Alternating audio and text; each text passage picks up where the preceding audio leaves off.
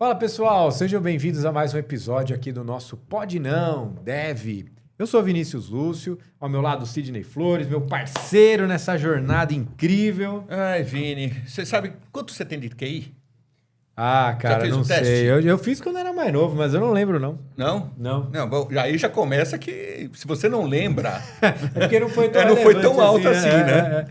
É. Hoje vai ser um bate-papo bem bacana, né? Cara, com certeza, viu? A gente vai trazer aí uma história de uma pessoa, né, que primeiramente tem um QI muito acima da grande maioria dos que assistiram aqui. Segundo uma literatura que eu vi, o cara tá no topo. Tá no topo, É. né? Isso é verdade, Tá no topo. do topo. Tá no topo Mas do tem topo. uma trajetória de vida, assim, incrível, É.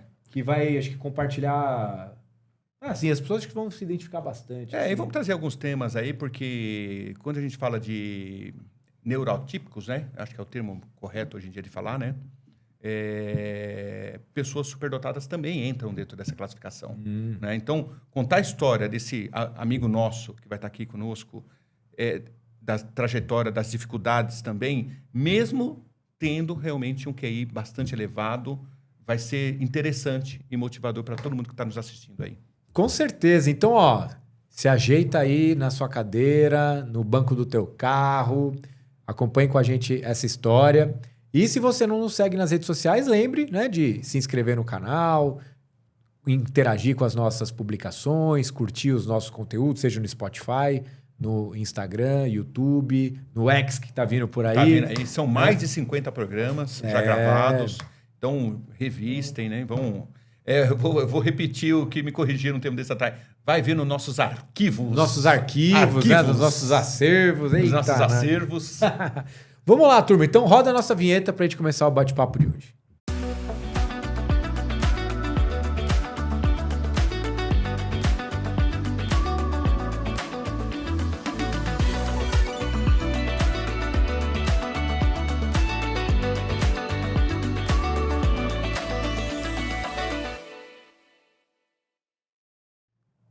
Isso aí, turma. Agradecer aqui a presença do Luiz, nosso amigo, veio compartilhar a sua trajetória de vida.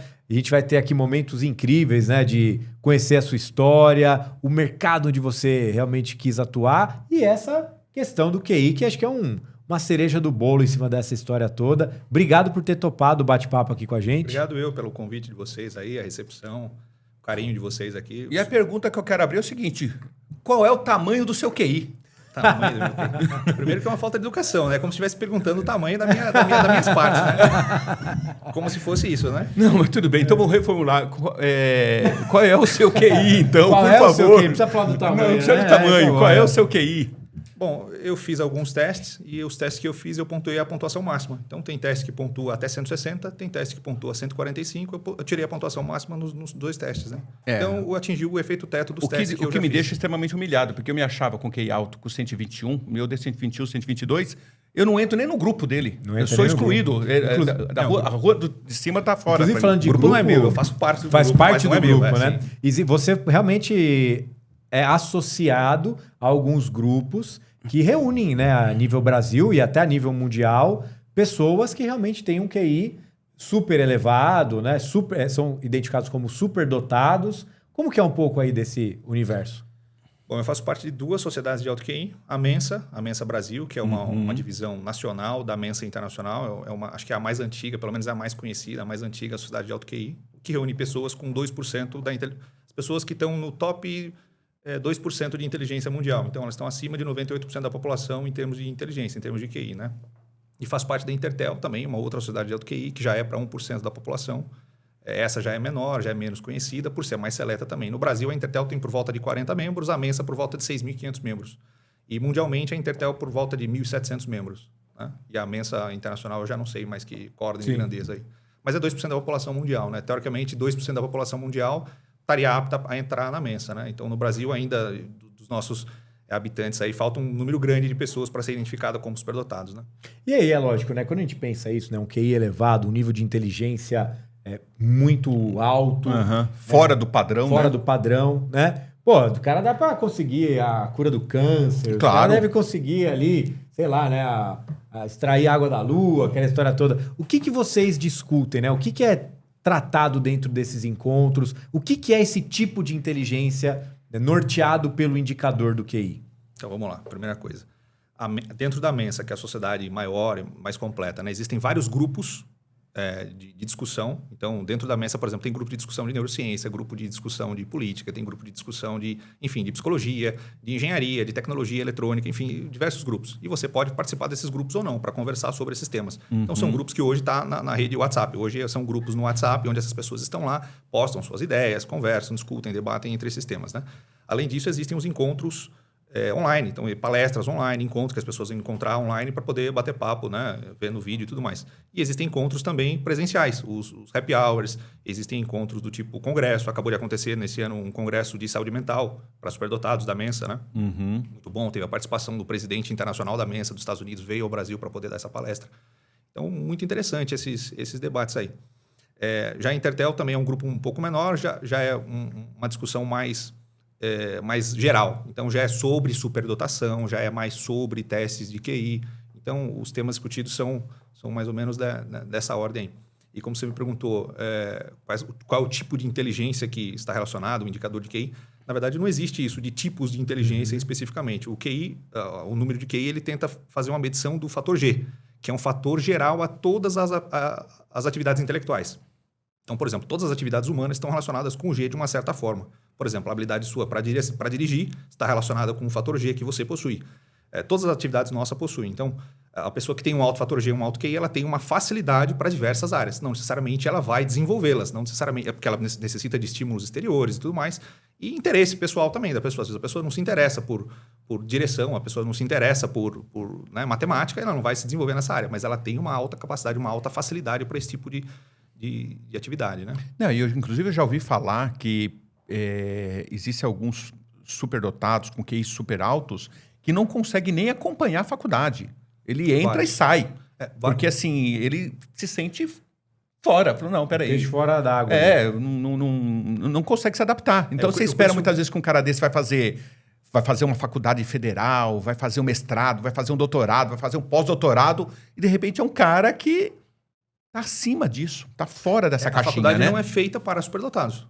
Isso é básico, né? Se ela for feita para superdotados, ela, no padrão, no critério Mensa, por exemplo, ela vai ser para 2% das pessoas. Sim. E ela não pode ser. Ela tem justamente que nivelar o pessoal a partir da base. Ela nivela para todo mundo que a sociedade quer aceitar como... Nivela de baixo para cima. Infelizmente é assim, né? Senão, se o professor, eu sou professor, né? Dentro da sala de aula, eu tenho que nivelar o meu curso pelo mais baixo. Senão eu não consigo fazer ele acompanhar. Ele perdeu a aula, né? Eu tenho que nivelar pelo mais baixo. Eu tento dar algumas pinceladas de coisas mais avançadas, sabendo que aquele não vai compreender essas coisas mais avançadas. Mas eu tenho que puxar e nivelar sempre pelo mais baixo, né? Infelizmente é assim, né? Então, existem muitas pessoas que têm dificuldade na faculdade, sim. Muitas pessoas abandonam o curso ou ficam mudando de curso porque ela tem um interesse, daqui a pouco o interesse dela muda, ela descobre, tem um insight em outra área, ela se interessa por outra área, muda de faculdade, vai fazer um outro curso. E olha que interessante, porque se você não tem isso diagnosticado, vamos colocar, né, assim, ou identificado, não sei qual que é a melhor palavra, a pessoa, ela vai cair num julgamento. Claro. A família vai falar, pô, o cara não para num negócio, o cara é inconstante. Não para em faculdade nenhuma, não é dedicado. E com certeza a gente vai daqui a pouquinho mergulhar bastante na tua história, mas é um fato, né? Sim. E assim, eu vi uma matéria recente, inclusive gostaria da sua opinião sobre isso, que o superdotado e o autista, eles que são neurodivergentes, né? No qual você também se classifica nisso, eles têm alguns pontos que são, digamos assim, que pode confundir. Sim, né? Muitas vezes a pessoa vai lá procurar uma ajuda, um tratamento, buscar um psicólogo, um psiquiatra, um neuro, para poder verificar uma possível... um diagnóstico de autismo e sai de lá falando, não, você é um superdotado. E o inverso também, né? O inverso também. Sim, algumas características são parecidas. Acho que, inclusive, o TDAH também entra nisso, né? O TDAH também. TDAH também, né? Um hiperfoco, às vezes uma dificuldade de manter uma mesma tarefa. Às vezes o superdotado é porque ele muda o interesse muito rápido. Muitos têm dificuldade de identificar qual é a área que eu vou trabalhar. Né? Ele gosta de tudo, tem facilidade em tudo, porque por uma pessoa, às vezes, que só tem uma habilidade matemática, por exemplo, você tem que ser da exatas. Por exemplo, eu, quando entrei na faculdade, né, eu tive no primeiro ano uma disciplina chamada Português Instrumental. E uma professora aplicou ela pegou um material que já era do departamento de língua portuguesa da universidade e replicou essa prova, esse material para a gente, né? Então, na avaliação era assim, vocês são do meio de marketing, vocês vão entender muito bem. era o editorial de uma revista. Então, vocês sabem a função do editorial da revista. O editor vinha descrevendo, olha, temos aqui que descrever para vocês o quão bom é o outdoor. E começou a divulgar divulgações científicas falando bem do outdoor, a melhor forma de comunicar é através de imagem. Enfim, na revista ele estava defendendo o outdoor, que é um outro meio de comunicação de venda de anúncios, correto? Um concorrente dele. E vinha provando, enfim, um editorial longo, provando que o outdoor era a melhor forma. E no último parágrafo ele fala assim, agora que você está convencido que o outdoor é a melhor maneira de se anunciar, tente ler todas essas informações no outdoor passando a 100 km por hora na rodovia. Ou seja, era impossível você ler esse texto, né? Então, essa última frase mudaria o sentido completo de todo o texto. Anulava o texto inteirinho, completamente, de maneira muito inteligente, correto? Concorda comigo? Sim. Só que no curso de engenharia, por exemplo, das 2 turmas de 40 alunos, só eu identifiquei isso. Todos eles na avaliação, por exemplo, o texto fala sobre o quê? O texto fala sobre a qualidade né, qual é o objetivo do texto? É falar sobre o outdoor, defender o outdoor. Ele está defendendo o outdoor. Por que alguém no editor de revista faria isso, né? Então, acontece... E aí todo mundo diz, não, você não é engenheiro, porque você é bom de português. Como você pode ser engenheiro se você é bom de português? Como você pode entender isso de português e é engenheiro? Então, tem sempre essas coisas. Se você... E quando a pessoa tem só o talento nas exatas e ela, de fato, ignora algumas áreas, é muito fácil, as pessoas te empurram já, os pais, os professores no ensino médio empurram já a pessoa para uma área, né?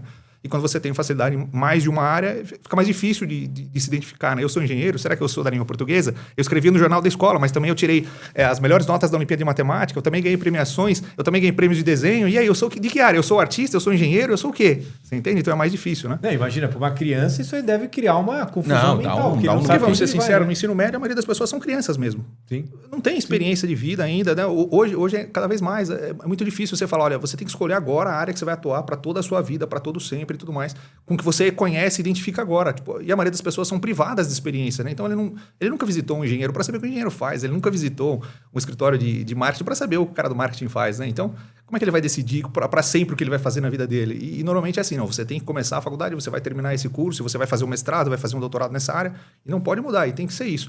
Então é muito difícil, né? E ainda mais para o superdotado, então, que tem várias facilidades. Você né? vê que interessante, né? Nesse exemplo que você trouxe do editorial. Olha como a cabeça ela raciocina de um jeito diferente. Porque 99% das pessoas que leram chegaram numa conclusão. Falou, não, mas eu estou entendendo outro recado. Estou entendendo ele tá passando outra mensagem. Ele está passando outra mensagem, né? Isso. Aí você fala, mas como é que você chegou nisso, né? Agora você explica, parece óbvio. Mas quando a pessoa tem a sua própria interpretação daquilo, ela não consegue chegar na resposta. Nem a minha professora que aplicou entendeu. Nem a professora que aplicou. Quando ela aplicou, eu falei, professora inteligente. Olha que texto inteligente. A professora entendeu. Na correção de prova, eu fiquei bravo. Daí, de novo, tem essa história do superdotado, é emocionalmente mais instável e tudo mais. Na correção de prova, eu vou ver a minha prova 4. Como assim? Professora, expliquei para a professora. Professora, veja só, fui na lousa, no quadro, expliquei para ela, não sei o quê. Daí ela percebeu. Ela falou, então tá bom, Vicente, eu vou te dar 8. Não, professor, eu acertei tudo. E eu quero que você corrija a minha e diminua a nota dos outros. Todo mundo, não sei o que e tal. Pronto, aí já virei. Né? Não, professor, não, isso eu não vou fazer. Eu fiquei nervoso, dei um soco na mesa. Pronto, né? Pronto, agora o cara é instável, agora é o maluco, né? Agora é instável, agora é bravo, agora...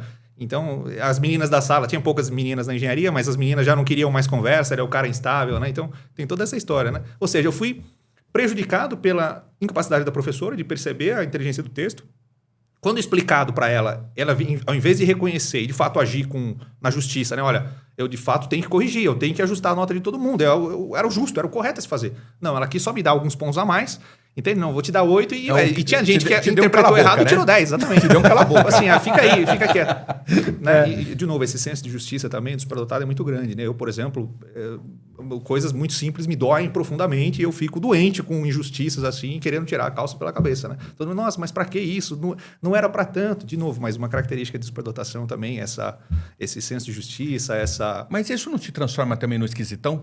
Isso transforma. Isso, de fato, eu tenho que concordar, né? Por exemplo, desde pequeno, meu pai também me chamava, né? Você é esquisito, você é esquisito. Chega uma hora que, quando eu saí da casa dos meus pais, eu falei, pai, eu não aguento mais, eu não sei ser normal, eu vou ser esquisito mesmo. Eu não consigo, eu tento, mas eu não sei ser não esquisito. Eu só sei ser do meu jeito. E para mim, esquisito é todo mundo. Vocês que são esquisitos. Vocês que não são lógicos, entendeu? Eu pensava assim. Então... E você diria que, assim, por essência, a mentalidade do superdotado, ela é baseada na lógica? É a lógica que cria o raciocínio? Não, mas a lógica está bastante... Presente, sim, com certeza, isso sim. É claro que tem a parte emocional, a parte sentimental que a gente consegue compreender com profundidade. Não necessariamente é só alguém lógico, frio. né? Você não é um psicopata, né? Então, não é alguém...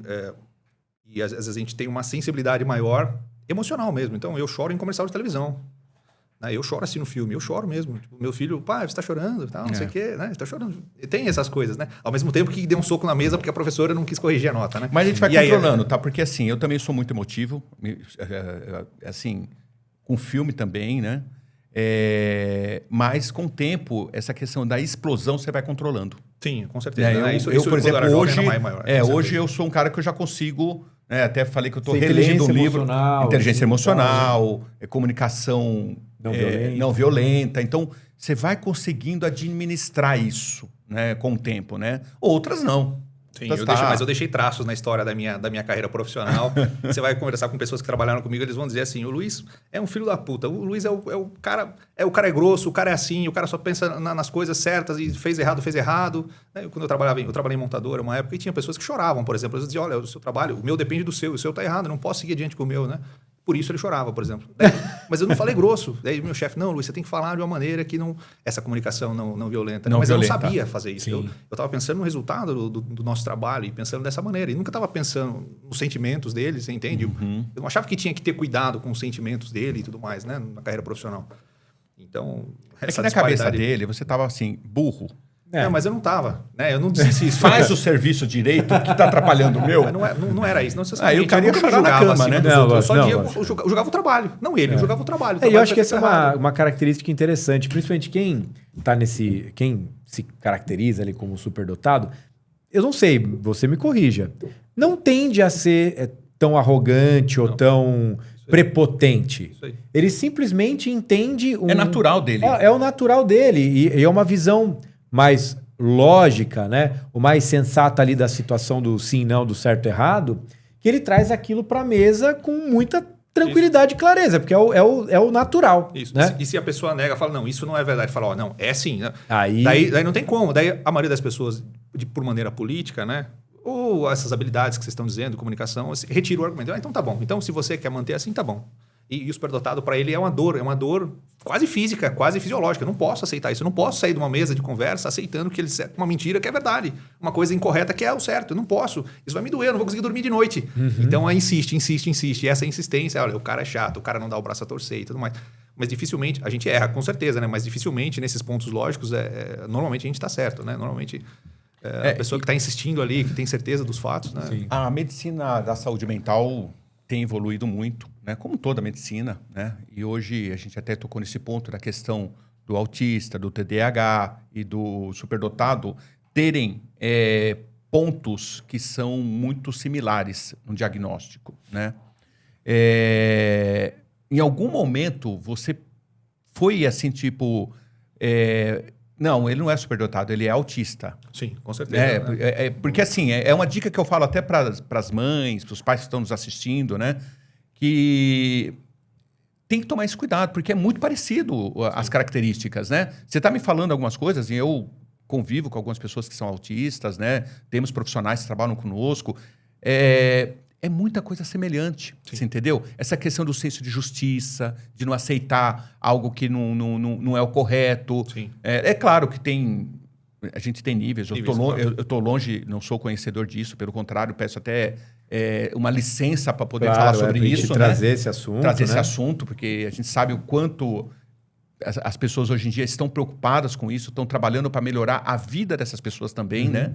Mas a pergunta que eu te faço é essa: em algum momento você sofreu, assim, tipo, um diagnóstico não correto? Equivocado?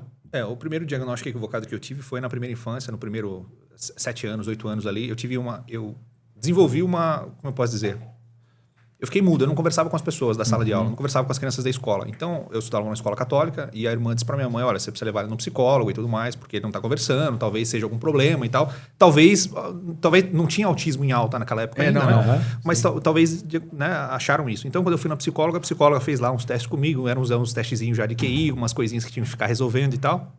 E ela falou para minha mãe que o que eu era uma criança índigo. Já viram esse termo? Já ouvi falar assim. Então, uma visão espiritualista da coisa, né? Tem até um filme bacana que fala sobre isso. Tem vários filmes legais, né? Mas essa história de índigo aí, a minha mãe falou, tá bom, e eu faço o que com isso? Não, nada, essas pessoas são pessoas que vieram na Terra e tal. Enfim, vão uma visão espiritualista. Então, é um diagnóstico errado, porque não é um diagnóstico clínico, não é um diagnóstico psicológico, mas como ela era espiritualista e era psicólogo, ela diagnosticou eu como uma criança índigo lá no começo, lá desde pequeno, né? Então, foi o primeiro diagnóstico errado. E depois diagnosticado, mas não por psicólogos errado, mas sim pela família, por pessoas. Eu acho que você é autista, porque você você se dedicou muito tempo na mesma área. Eu trabalho com motor, sou engenheiro mecânico, trabalho com motor. Você teve hiperfoco, tudo? Eles disseram que eu tinha hiperfoco em motor. Só que o que eu queria era o seguinte: quando eu descobri o que era motores, né? A minha prima que falou, olha, aprendi na escola, eu estava fazendo faculdade, aprendi que o motor tem mais de 4.000 peças e o mecânico, o especialista de motor ali, precisa saber o nome de todas essas peças, como elas trabalham, como elas funcionam entre si e tudo mais e tal. E eu falei, olha, então, para mim foi um desafio intelectual. Então, foi o primeiro grande desafio intelectual que eu percebi. Eu falei, eu quero saber o nome, não só o nome dessas 4.000 peças, não só lembrar o nome deles, mas diagnosticar e fazer tudo. Eu quero projetar um motor do começo ao fim e não vou parar enquanto eu não conseguir fazer isso. E eu consegui fazer isso, né? Antes dos 20 anos eu conseguia, hoje eu consigo projetar e fazer, antes dos 20 anos eu já atingi isso, né? Então, projetar um motor do começo ao fim, produzir todas as peças, operar as máquinas, motor a combustão interna, né? Operar todas as máquinas que produzem isso, eu consegui isso, né, em um tempo bom, né? Um tempo recorde. Então, eu não parei, eu não parei enquanto eu não consegui. Razoável. E as pessoas, okay. Então você tem hiperfoco nisso. Não, era só uma espécie de teste. É o teste mais longo da minha vida. É o teste que eu me propus e eu quis resolver. Procura não humilhar a gente, né? Não tem foi isso. um tempo razoável. Razoável, né? Não, mas eu comecei a trabalhar com 13 anos. Né? Então, você trabalhar como ajudante de mecânico, numa oficina mecânica com 13 anos. Não foi a minha primeira atividade profissional, porque a minha primeira atividade profissional, eu andava de bicicleta, né, na cidade, e eu passava na frente dessas lojas que fazem banner, letreiros de marketing, de divulgação, e principalmente em época de eleições, que fazem muitas placas e tudo mais, eu pegava retalho de contact. Então, eu pegava o retalho de contact, desenhava atrás do contact e fazia adesivo. E eu vendia para o pessoal da escola adesivo para personalizar caderno. Aqueles caras que não tinham dinheiro para comprar caderno, a mãe comprava aquele caderno com calça jeans, assim, sabe? Aquelas imagens feias, né? E aí os caras queriam personalizar. Então, eu revestia o caderno deles, tudo mais, vendia personalização de bicicleta. Eu tinha 11 anos, na 5ª série. Eu comprei estilete pequenininho, aquelas tesourinhas de costureira bem pequenininha, desenhava e tudo mais. Porque sabe que às vezes... Foi minha primeira atividade profissional, né? Meu primeiro empreendimento. Eu tenho a impressão de que, tipo assim, o cara é muito bom de desenho, não tão bom na matemática.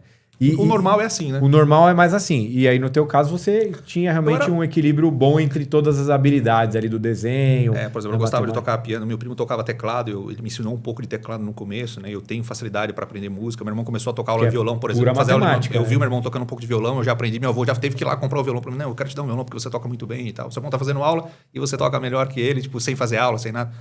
Então, eu tive facilidade para música também. Na escola, eu ganhava competições, né? Então, tem que fazer o desenho do portal. Eu sou de Campos do Jordão, né? Então, tem o portal da cidade lá. A escola fazia competição. Quem desenhar o melhor portal da cidade vai poder desfilar no dia do aniversário da cidade com a camiseta pintada com o seu próprio desenho. Você vai poder pintar o seu desenho na camiseta e vai desfilar nessa. Eu ganhei. Aí, quem fizer o melhor desenho vai pintar o muro da escola. A escola você vai passar os 4 anos com o muro pintado com o seu desenho. Eu ganhei de novo também.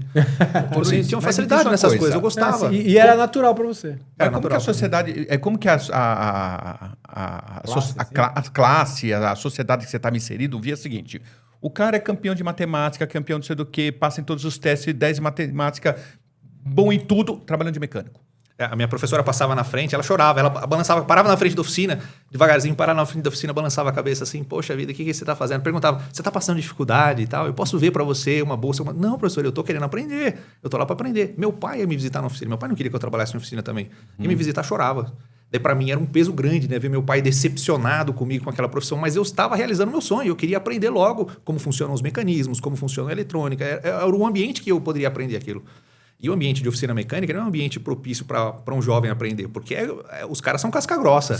Não, é verdade. Então, até falando de hereditariedade, a gente conversou um pouco antes aqui, né? Por exemplo, meu filho de 3 anos hoje, eu contei para ele esses dias atrás, faz 1 ou 2 semanas, o Teodoro, né? Tem 3 aninhos. Eu falei, filho, o papai, quando começou o trabalho, tinha 13 anos, né? E o papai saía da oficina e entrava no ônibus e tinha a turma da escola, do período da tarde do papai. Então, as pessoas riam de mim, as meninas, os meninos riam de mim, porque eu estava tudo sujo de mecânico. Né? Eu contei para a avó Lara, minha mãe, né? Eu contei para a vovó Lara falou assim, pede pro seu patrão para você parar o trabalho 10 minutos mais cedo, para dar mais tempo para você se limpar melhor, né? Para poder entrar no ônibus mais limpo, né? para não ficar rindo. Bullying, né? O famoso bullying, né? Que era bullyingado já na escola, ainda mais depois da oficina, poxa. Imagina. Mais um, né? Então, eu contei para ele disso, né? Tudo mais. E eu contei para ele assim, ó, e aí eu pedi pro meu patrão esse tempo a mais, o patrão falou, não, você não precisa sair 10 minutos mais cedo, né? Mostrando como os caras eram casca grossa, né? Ele pegou uma escova de roupa e falou, vem aqui, eu vou te ensinar a lavar a mão. Pegou a escova de lavar roupa, sabe? Grossa. E o molequinho colocou a minha mão no tanque assim, esfregou a minha mão, né? Machucou toda a mão. E aí, tá limpo? Tá. Você vai precisar sair 10 minutos mais cedo? Não vou precisar. As pasta rosa. Mas não limpa o suficiente, não dá tempo, né? Não dá. Dependendo do serviço, tá muito tempo, trabalhando o dia todo, não dá, né? E aí eu contei pro meu filho, ele falou assim, né? De maneira lúdica dele, né? Papai, mas eu tava lá também. Ele falou, eu era um super-herói. Eu falei, ele vai dizer que bateu no cara, alguma coisa do tipo, não? O que seria o natural, né? Sim. Ele falou, não, mas eu era um super-herói, mas o super-herói trabalhava junto com você, só que eu trabalhava de luva para não sujar minha mão. Tipo assim, ó, esse problema, eu contei pra ele como uma carga emocional. Pra ele ficar, olha, meu pai trabalhava com 13 anos e tal. Assim como meu pai me contou, começou a trabalhar muito cedo, meu avô me contou, enfim, né? E eu contei com uma carga emocional. E isso em mim até dói até hoje, né? Poxa, os caras... Eu trabalhava embaixo do carro, não aguentava segurar porque tava quente, um escapamento, alguma coisa. Cheio de pano na mão, assim, porque tinha que trocar rápido o escapamento no horário de almoço dos nossos clientes, né? O patrão me chutava, né? Você não aguenta segurar, sai daqui. Não sei porque eu tô pagando o seu salário. Era outros tempos, né? E novo, você quer aprender, né? Se eu falar, putz, se eu contar pro meu pai vai dar porrada nesse cara. Né? Meu pai vai brigar com esse cara. E eu não posso perder o emprego. Eu não posso perder o meu trabalho. Onde eu vou adquirir o conhecimento que só eu posso aprender aqui, né? Então, eu contei pro meu filho com todo esse peso. Ele resolveu o problema. De maneira intelectual, de maneira racional. Claro, ele encarou de maneira racional. Com a luva. Eu não pensei nisso na época, nem a minha mãe pensou nisso na época. Eu perguntei pra minha mãe o que eu faço. Ela falou, pede 10 minutos pro seu patrão. Tipo assim, ou seja, a maneira de encarar emocionalmente que a maioria das pessoas fazem, e eu também cometo isso muitas vezes, né? Seria, a culpa não é minha, a culpa é dele, que não me liberar 10 minutos mais cedo. Então eu vou pedir pra ele liberar 10 minutos mais cedo, certo? A culpa não era minha de não pensar numa solução para minhas mãos, né? E o meu filho solucionou esse problema, né? Com 3 anos. Então, de novo, o fato da inteligência, né? Um fato de que a evolução é verdadeira é que meus filhos são mais inteligentes que eu. Eu tenho 5 filhos, né? Tenho 5 filhos. 3 de sangue natural biológicos. E 2 adotados recentemente. Os 2 também são superdotados. Mas tudo também pequenos? Como que são as idades? Não, tem 23, o mais velho aí que é adotado, superdotado também. 21, o outro. 9, 6 e 3. 9, 6 e 3 é de São sangue. meus. O cara ganhou de mim. Tá vendo? Toda vez eu vou lá porque eu tenho 3 filhos, né? Eu gosto demais dessa imagem de pai, eu gosto demais. Eu tenho 3 filhos. Eu tenho um de 30 anos que mora no Canadá, né? Que é programador. 30? 30 anos. Faz 30 anos agora. Você não parece que tem filho de 30 anos, hein? Tá tem inteiro, 53. Nossa, agora inteiro, ganhei, né? Aí eu... O primeiro cara me deu uma bordoada quando eu perguntei o tamanho do QI dele, né? Agora você ganhou elogio. Agora ganhei tá elogio, vendo? tá ótimo já, né? Aí eu tenho uma filha de 19 que passou na Federal também, né? Tá fazendo área de tecnologia também. E eu tenho um pequenininho de 8, né? Esse é o terrível. Ô, Luiz, mas conta um pouco pra gente, né? Você falou dos seus 2 filhos adotados. Como que foi essa conexão com eles? Onde que você conheceu? Com quantos eles tinham? Em grupos também, de sociedade de alto QI. Os 2 também são excepcionalmente capazes, muito inteligentes, né? Eu também digo que eles são mais inteligentes que eu para todo mundo aí. Eu apresento meus filhos, né? São minha... Lógico. E eu disse que vão participar da herança, vão levar os bitcoins, se eu me honrarem até o final, vão levar a parte deles do bitcoin, né? São meus filhos mesmo, né? Então, toda essa dinâmica que eu os conheci, muito capazes, com dificuldade de encontrar oportunidade, né? Um é do Piauí e o outro estava em Minas, mas o outro já morou em 17 casas. Esse que estava em Minas morou em 17 lugares diferentes, 17 casas. Os pais mudando muito, com dificuldade financeira, estava com problema de saúde, inclusive, hiper talentoso, muito inteligente. Veio trouxe para São José, né? Se mudou de Minas para São José, e o outro de Piauí também. O do Piauí, de Teresina, ele estava com dificuldade de começar no primeiro emprego dele. Fazia matemática na Federal do Piauí, ganhou todos os prêmios também, ganhou tudo. Foi convidado a fazer mestrado junto com a graduação, de tão excepcional que mestrado junto com a graduação. De tão excepcional que era, foi convidado para participar desse tipo de plano, né? Como seria um tipo de plano de aceleração, né? Ganhou prêmio de programação internacional, ficou, sei lá, em 14º do mundo com 14, 15 anos, tipo assim, sabe? Acho que 16 anos. Jovem ainda, ganhou um monte de prêmio. Ganhou medalha Elon Lages de matemática, a competição de matemática mais difícil do Brasil, né? Que já é para nível universitário. Enfim, o talento para matemática é excepcional. Também não aguentava ir para a faculdade, não queria mais ir para a faculdade e com dificuldade de encontrar o primeiro emprego. Eu falei, não, poxa, vem para cá. Mas eu não trabalho com motores, Luiz, o que eu vou fazer aí? Eu trabalhar na minha empresa, né? Não, você vai fazer software. E ele já fez um monte de software. Atualmente, a gente está trabalhando num projeto para identificação de QI com EEG, com eletrocefalograma. Uhum. Então, existe correlação entre os sinais cerebrais com a pontuação que a pessoa tira no teste de QI. E a gente já tem um software já funcionando com isso, já validado com 150 membros, né? 150 pessoas testadas em Cuba. Existe um banco de dados de pessoas que fizeram teste QI e tem a medição de EEG. está trabalhando nesse software agora. Já fez softwares para mim de gerenciamento, enfim, o programador, ele tem softwares próprios. Enfim, são caras excepcionais. O outro, por exemplo, um talento mais para física, mais fundamentos da matemática também, excepcional, trabalha comigo com eletrônica. Hiper inteligente. Por exemplo, uma coisa simples, né? Não sei se tem tempo aqui, mas uma coisa simples que ele resolveu, ele veio trabalhar para mim, eu dei uma tarefa para ele, né? Olha, a gente vai usar esse Arduino para ligar essas 4 células de carga. Só entram 4 células de carga nesse Arduino. Enfim, a capacidade máxima dessa placa aqui é 4 células de carga e a cada célula de carga mede 50 quilos. Beleza, tudo bem, expliquei para ele como é que funcionava, tal. O limite é esse, não dá. Então, a capacidade máxima desse nosso equipamento é pesar 200 quilos, certo? Tá bom. Ele falou, não, mas por que a gente não coloca mais? Eu falei, eu não acabei de te dizer que só são 4? Ele falou, não, mas a gente pode colocar mais.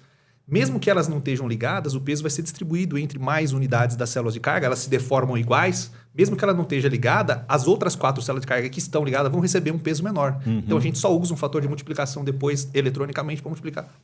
Né?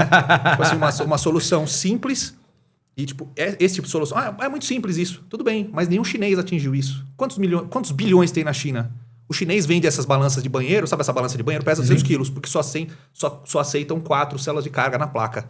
E ele solucionou esse problema do chinês. Os chineses não... Os bilhões de chineses... Ele versus os bilhões de chineses, ele solucionou esse problema. Não fala para os chineses. Nas primeiras semanas que ele tava junto com a gente.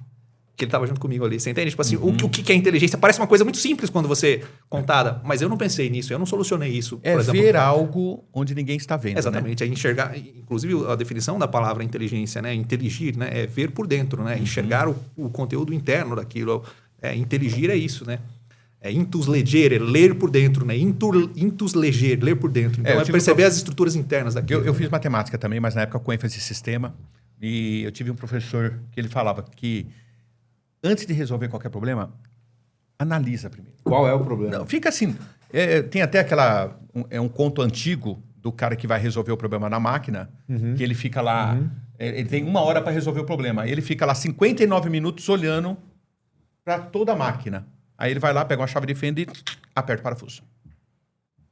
Resolveu o problema. Né? Então, quer dizer, primeiro ele quis ter certeza que era aquele parafuso que ele tinha que apertar. Né? E ele cobrou por isso e cobrou uma fortuna. Então, eu acho que... O pessoal até brinca, né? Que assim, cobrou R$1.000. Pô, R$1.000 para apertar um parafuso? É R$1 para apertar o parafuso. 999 é para qual parafuso apertar. Exatamente, né? Exatamente. Eu acho que... E a gente está vivendo uma fase que os jovens, e você tem filho adolescente aí, adulto, que eles são muito imediatistas. Né? Muito imediatista. Eu quero... Nem olha para o problema. Não, é assim. E muitas vezes vai estar errado. A gente está falando de uma forma simplista, né? Mas é essa geração que nós estamos vivendo, né? E esse tipo de problema eu acho que você não está enfrentando em casa com os seus filhos, né? Porque eu acho que eles são mais analíticos, eles conseguem observar mais antes de tomar uma decisão, né? Mas a sensação do superdotado que ele está sempre atrasado é uma coisa que eu tive também e eles também têm. E sofre com isso, olha, né? Vocês estão trabalhando... A gente está trabalhando num projeto... Esse projeto de EEG, por exemplo. É um projeto que talvez substitua o teste de QI futuramente. A gente tem uma altíssima correlação. E, por exemplo, esses testes cientificamente já está validado. Só que os caras, eles erraram num pequeno detalhe na metodologia deles. E que eu li os artigos, eu identifiquei e eu resolvi. Então, todo mundo que ouve quando eu explico isso, poxa, você foi genial. Eu mostro os artigos e falo, olha, a validação já está aqui, o erro da maneira desse cara fazer análise está aqui, eu solucionei, a gente já usou a base de dados, já convergiu, já está tudo certinho. Então, inclusive, por exemplo, a Mensa tem interesse nisso, em passar a identificar os superdotados com esse tipo de teste. A ideia não é substituir o teste QI imediatamente, porque primeiro tem que passar por conselho de psicologia, autorização e tudo mais. Isso leva um tempo. A validade clínica de um equipamento, de um produto, leva um tempo. Então, primeiro, o nosso passo é auxiliar na triagem. Por exemplo, eu consigo testar, eu sei o QI, mas eu não vou dizer para a pessoa o QI dela, e vou dizer assim, olha, você tem alta probabilidade de ser superdotado, ou média, ou baixa. Baixa, okay. Você não tem um porquê você pagar para fazer uma avaliação neuropsicológica, que hoje está em quase R$5.000.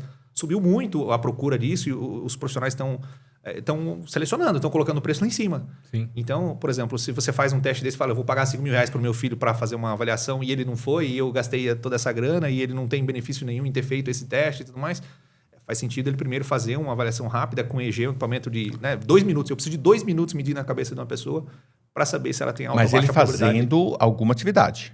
em descanso, em repouso de olho fechado. Em repouso? Em repouso de olho fechado. Caraca, hein? Impressionante isso, hein? Então, existe uma relação entre a velocidade de processamento na parte frontal e na parte posterior. Por exemplo, na parte posterior é o quanto mais lento a velocidade de transmissão entre alguns eletrodos, né? E na parte frontal é o mais rápido. Então, tem algumas... na fase onde é a memória, onde organiza para guardar a memória. Como o cérebro trabalha, basicamente? Basicamente, desvendando a estrutura cerebral através dos sinais elétricos. Você vê, eu não chego nem perto do QI dele, dos filhos dele. Mas não, é sério, mas eu precisei tomar um remédio porque eu tinha alto fluxo de pensamentos. Eu não conseguia. E isso me gerava dor de cabeça. Isso me gerava dor de cabeça. Eu não conseguia desligar à noite, não conseguia dormir. Sim. Até hoje, em alguns momentos, eu tenho muita dificuldade de dormir. Porque minha cabeça está assim, olha, eu estou conversando com você, eu já estou pensando em outro assunto, pensando na pergunta e para fazer exatamente a pergunta, inteligência artificial, como que fica a vida de um superdotado, sendo que agora a gente tem aqui na palma da mão uma fonte de conhecimento quase inesgotável. Então vamos lá. A primeira coisa, né? A inteligência humana, ela é basicamente uma característica que ordena todas as outras ferramentas que a inteligência possui. Memória não é inteligência, é uma ferramenta que a inteligência usa, certo? Sim. Raciocínio é a capacidade de fazer rácios, que é a comparação, ratio, né?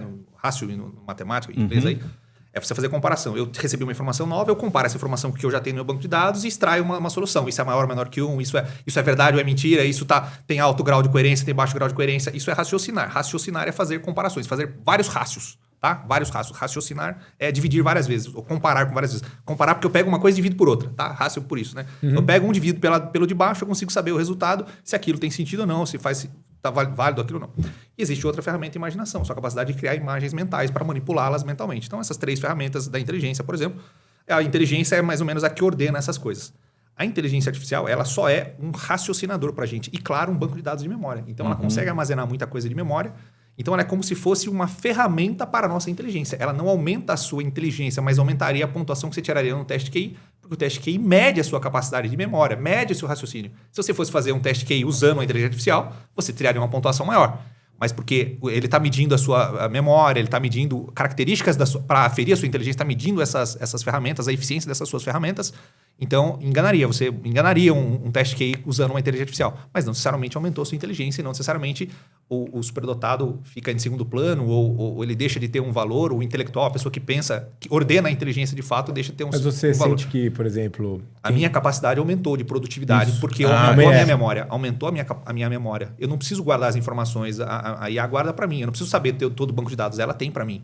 Eu não preciso saber fazer operações matemáticas muito complexas. Se eu jogo a operação matemática, eu explico para ela e eu sei comunicar bem, eu consigo ordenar ela, exatamente isso. Quando você está usando uma inteligência artificial, tem uma inteligência agindo ali, mas não é a da máquina. A máquina não é inteligente. Quem é inteligente é você. A máquina ela só produz resultados baseados no seu gerenciamento. Sozinha ela, por si própria, por exemplo, seria inteligência se ela tivesse uma individualidade e que ela tivesse vontade própria de, tipo assim, não quero te responder, vai procurar você. Se ela respondesse assim, de maneira espontânea, não programada para isso. Não um self programado para fingir ser alguém. Né? Então, ela não está... porque a nossa inteligência, basicamente, é um instrumento, evolutivamente, né? Que serve para poder identificar, por exemplo, tudo que a gente está percebendo. Eu estou percebendo as coisas do ambiente aqui, a minha inteligência fica me explicando, tem uma pessoa aqui, está acontecendo isso, a luz está ali, tal. E ela fica explicando para mim as informações, ela fica traduzindo informações, porque existe um ser que precisa dessa explicação. Eu tenho que ter essas informações. Então, ela meio que condensa as informações que estão desconexas, explicando para mim, para eu compreendê-las. Essa é a inteligência agindo. E para isso eu uso memória. Eu sei que é uma televisão, porque eu já vi televisão uma vez, foi aprendido, eu guardei na memória. Então, enfim, as ferramentas da inteligência estão agindo, a minha inteligência está coordenando, usando essas ferramentas, né? E quando a gente está usando a inteligência artificial, a inteligência agindo é a nossa, nós que estamos coordenando ela. Então é como se fosse uma espécie de aumento da nossa capacidade de memória e de raciocínio, mas não da nossa inteligência. Então, a inteligência artificial... E você já fez alguns exercícios profissionais, de estudos complexos ali que você jogou nela, esperando trazer o resultado no nível que você estava esperando? Muitas vezes acontece, por exemplo, dela interpretar alguma coisa errada, ela errar, o raciocínio dela, ela enxergar por um viés diferente, e eu explico para ela, e ela fala, fantástico, aparece lá atualizando memória, né? Atualizando conhecimento. Porque ela vai... Ela aprende, exatamente, ela aprende com essa informação, essa explicação que eu dei para ela, faz todo sentido, você está correto. Testes de QI, por exemplo, desses de internet, né? Não testes reais, mas testes que você joga lá, Ela não resolve. Tem teste de sequência de que ela não resolve. Aí você explica para ela, fala, entendi, agora fez todo sentido, faz sentido isso, tal.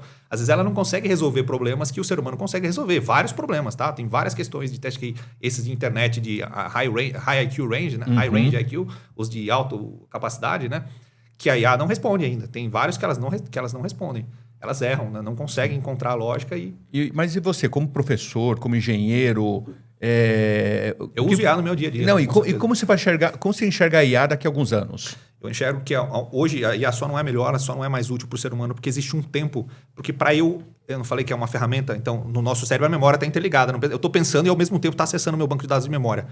Eu acredito que o futuro vai ser uma IA interligada com a nossa mente mesmo. Então, quando eu buscar no banco de memórias, eu vou buscar no banco de memórias da web geral, do que está tudo na nuvem, entende? Não só da tua... É o mundo da sua cabeça. limitação. Exatamente, porque hoje eu tenho tempo de ficar digitando na IA, digitando e perguntando para ela. Então, essa lentidão do que ou mesmo que eu for falar e tudo mais, existe esse tempo, esse delay. E o pensamento não é assim, né? Para ser algo mais orgânico, mais rápido, mais eficiente, tinha que ser direto. Eu estou pensando na solução e já acessando o banco de dados, assim como a nossa mente funciona, né? Sim. Então, imagina uma IA direto no seu cérebro, né? E na hora que você precisa de uma memória que você não tem, eu consigo colocar informações que você não tem, coisas que você não aprendeu, né?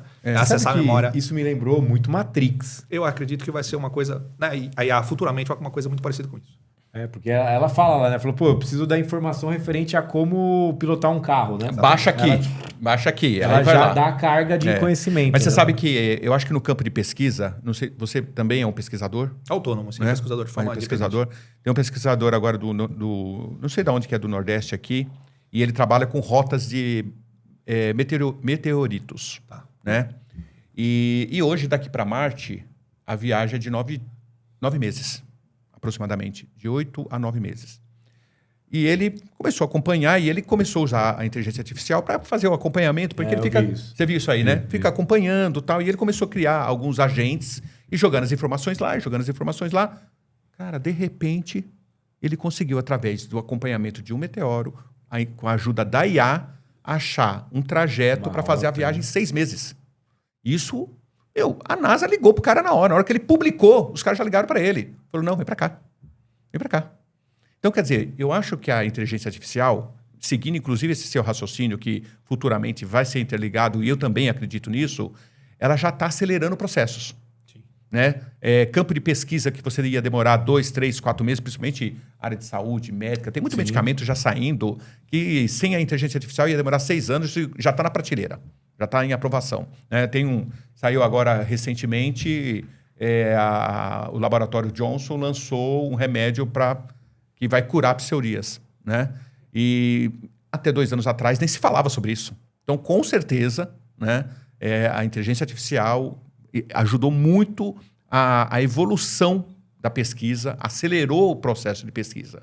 Eu acho que isso casa muito com o que você está falando, sim, né? Com certeza. Hoje, por exemplo, lá na empresa, a gente consegue fazer um software complexo, hipercomplexo, em 2, 3 meses usando o IA, ajudando a programar com o IA. E os agentes lá trabalhando para você. Trabalhando, exatamente. Uhum. Então, você está falando da sua empresa. E hoje, qual que é a principal função ali, né? O que vocês trabalham? O que é o dia a dia ali? E depois eu quero que você volte nos motores, né? Sim, essa é a maior dificuldade. Por exemplo, até quando eu trabalhava... Quando eu trabalhava na indústria é fácil. Você tem um cargo, eu desempenho aquela função, ok, né? Mas depois que eu abri a empresa, eu comecei a fazer absolutamente tudo, né? Então, eu projeto motor, eu presto consultoria, eu projeto óleo, eu projeto combustível, eu produzo, eu vendo isso para empresas. Então, enfim, tem um cartel de coisas que eu faço e normalmente o que eu estou com interesse. Agora eu quero fazer isso e vou lá fazer. Então, atualmente, agora a gente está com esse ramo, toda a engenharia de motores já ainda existe, chama VR3, o nome da empresa e tudo mais. Somos um laboratório, uma escola de motores, né? Eu ensino engenheiros também, mecânicos e técnicos, né? A desenvolver, a fazer esses projetos. Na minha carreira, né, existem áreas da engenharia que ninguém dominava. Por exemplo, o projeto de perfil de comando de válvulas no Brasil, eu fui a primeira pessoa a aprender sozinho. Então, aprender sozinho da literatura, lendo em literatura, você fica aprendendo outros idiomas, para ler em outras literaturas, para poder desenvolver, aprender essas coisas sozinho. E na indústria, só eu sabia fazer. Então, hoje, quem sabe são meus alunos. Então, eu e os meus alunos, né, usufruímos dessa minha dedicação inicial dentro da área de engenharia, o que pode parecer, por exemplo, perfil de comando de válvula, todas as montadoras no Brasil não fazem projeto local, mandam para matriz em outros países. Então, não tinha nenhuma pessoa que projetava isso. Eu, no Brasil, projeto. Então, eu projetava desde a época da montadora e tudo mais. Então, foi a primeira pessoa a fazer isso. Então, e esse conhecimento fica para quem? Fica para mim? Vai morrer? Se eu não ensinar, então eu abri a escola, comecei a ensinar essas coisas que eu aprendi sozinho, os alunos E agora, gostam muito, você falou contribuem com o mercado. motores de combustão. No caso, até você fala sobre perfil de comando de válvula, que então você tem aí toda a parte estrutural do motor, explosão, com a vela, com bronzina, que vai fazer a câmera. Só que agora você tem um lado também de carros elétricos, Sim. que tem uma complexidade diferente e que hoje, na minha leitura, acho que a combinação dos dois, principalmente para o Brasil, ainda é a melhor. O híbrido. O híbrido é o melhor cenário. O melhor cenário seria um híbrido, que carregava apenas com a frenagem, carregava Isso. apenas com... Né? É o regenerativo, né? Isso, regenerativo, partindo do etanol. Nós temos o melhor combustível para combustão, que é o etanol. Tá? O etanol, por exemplo, enquanto a cana está plantada para produzir X quantidade de litros de etanol, ela filtra mais CO2 do que o etanol depois de queimado vai produzir. Então, você incentivando o uso do etanol, você está filtrando o CO2 da atmosfera. E não igual que água mais, ainda, né? Exatamente. Está cuspindo água ainda. Né? Parte da água também, né? Parte da combustão é água também. Então, o etanol é o melhor combustível que a gente tem. A octanagem é altíssima comparada com a gasolina. É muito melhor do que a gasolina. Tanto é que o carro corre mais, tem maior explosão com álcool do que com gasolina. Normalmente, quando vai falar, vamos aumentar o nível teor de álcool na gasolina. Todo mundo fica, é um alarme. Não fica toda essa frescura e tudo mais. Na verdade, o álcool é adicionado na gasolina há muito tempo para melhorar a qualidade da gasolina. Não é para nada, não é para diluir preço, não é só isso. Ele pode ser usado também, mas a principal característica dele é que ele é um agente antidetonante. Ele tem uma octanagem extremamente alta. Então, quanto mais álcool no combustível, mais eficiente eu posso produzir meu motor. Com maior taxa de compressão eu posso produzir meu motor. Mas melhor ele vai ser maior, né? Não com tem menos desgaste, não. Mas aí seria uma... Quando eu coloco o álcool na gasolina, esse álcool é anidro, ele não tem água, tá? Então, o tá. problema que acontece, por exemplo, de desgaste de bicos injetores, sistema de injeção, tal, é no álcool puro, no álcool etanol normal, que ele tem 4% de água, e a água normalmente carrega esse efeito maléfico. Sim. Então, primeiro, o armazenamento do etanol é mal feito nos tanques dos postos, e aí acumulam maior quantidade de água, são adulterados. Normalmente, o álcool também é adulterado com metanol, que é mais corrosivo, e aí corrói todo o sistema. Então, os problemas do etanol não são do etanol, são da água presente no etanol e dos agentes que adulteram, adulteram com metanol. Então, não é o etanol a culpa, entende? Então, é claro, para a gente ter um sistema melhor aí, a gente tinha que fazer uma fiscalização melhor e tudo mais. Né? Porque o etanol vai ser mais sensível. A gasolina você adultera colocando um pouquinho de etanol nela, aumentando a quantidade de etanol, assim que os postos fazem, né? E isso não vai estragar o motor, isso não vai prejudicar o motor. Mas quando adultera o álcool, é colocando mais água ou colocando metanol, que aí é corrosivo e estraga os motores. Eu ia perguntar justamente isso, né? Na decisão entre vou abastecer com álcool ou gasolina, você falaria, deveria Hoje abastecer... em São Paulo, com certeza álcool, né? Se você quer ser ecologicamente correto, se você quer ter, inclusive financeiramente, porque o valor por quilômetro rodado no etanol vai ser mais baixo. E fora que você ganha eficiência também, né? Sim, ganha eficiência, porque qualquer motor etanol, toda vez que você vai ver essa história, eles vão falar assim, ó, o poder calorífico do etanol é menor do que o da gasolina. Mas você não pode usar só a quantidade de energia do etanol, você tem que usar também a proporção de etanol que é presente na combustão. Por exemplo, para eu queimar uma quantidade de etanol, tem uma proporção entre ar do ambiente, certo? Entre o oxigênio e o combustível, né? A da gasolina é de 14 para 1, 13,8 para 1 exatamente a nossa, e do etanol é 8 para 1 ali, 8 partes de ar para 1 de combustível, né? Então, nessa proporção, eu tenho mais etanol do que gasolina no mesmo cilindro do motor para queimar. Ali dentro da câmara de combustão, exatamente, né? Isso. Então, essa quantidade maior de etanol na câmara de combustão para poder queimar me gera uma energia maior. Eu tenho mais energia. No fundo, o produto também, né? final, Você viu, né? final, a quantidade de energia gerada desse produto é muito maior do que a da gasolina. Por isso que todo motor a álcool gera mais potência do que o motor a gasolina. Todo motor, você vai olhar a tabela de descrição, valor de venda, no álcool ele tem 105 cavalos, na gasolina ele tem 100 cavalos. Sempre ele gera mais potência. Eles não podem gerar mais potência tendo menos energia no combustível. Sim. Então, não é a energia por unidade de massa de combustível, de fato, ele tem menos, mas por unidade de massa de ar, porque o motor funciona assim, admite a quantidade de ar e nós injetamos a quantidade de combustível. Então, como injetamos maior quantidade de combustível, gera mais energia. E gerando mais energia, eu não preciso acelerar tanto. Se eu tenho mais potência nesse meu motor, eu não preciso estar na mesma posição do pedal para andar na velocidade que eu quero. Eu ando menos, eu piso menos. Pisando menos, gera a minha economia. Eu tenho um menor consumo de combustível, então o valor de quilômetro rodado, o valor em reais por cada quilômetro rodado no etanol vai ser sempre menor. Se você for pegar os Ubers que andam de fato aí e tudo mais, eles vão te mostrar isso aí. Olha, eu prefiro abastecer com etanol, eu prefiro abastecer se não tiver adulterado, se não tiver um posto que ele conheça, né? Não, você imagina, por exemplo, a minha esposa tem um Corolla Cross híbrido e ele também é flex. Sim. E eu sempre falo para ela colocar o álcool, porque assim, só para você ter uma ideia, um tanque de 34 litros dá autonomia de 1.000 quilômetros. Por isso que eu falo, isso é Eu olho para aquilo e falo assim, cara, não sei porque que eu tô andando só com carro a combustão, né? Mas para você chegar nesse universo que você tá hoje, lá atrás, em algum momento, que eu sei, você veio para São Paulo, você começou a sofrer... Dormiu em hotel 5 estrelas. Foi.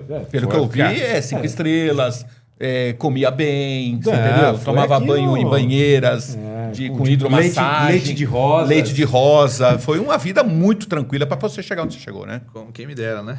Quem me dera. Conta pra gente aí, conta pra todo mundo, né? Tá, vamos lá. Bom, enfim, né? Então eu estava lá cursando engenharia, eu fazia engenharia na Unital, em Taubaté, e morava em Campos do Jordão, na casa dos meus pais. Decidi mudar para São Paulo para de fato estar na área de desenvolvimento, né? Tá em São Paulo que as coisas acontecem aqui. Enfim, fazer minha carreira profissional mesmo aqui. Já não estava mais em oficinas lá em Campos do Jordão e tudo mais, e queria trabalhar em empresas, montadoras, indústrias aqui. Vim para São Paulo, peguei uma revista, folhei a revista, encontrei uma boa empresa, que eu já tinha uma boa referência dela no passado. Liguei e no mesmo dia, por coincidência, o funcionário dessa empresa tinha acabado de pedir as contas. Então ele falou, você conhece o Marcão? Não, ele acabou de sair daqui às 5 horas e pediu as contas. Eu liguei para pedir emprego 6 horas da tarde, hein? E o cara tinha acabado de sair às 5 e tinha pedido as contas.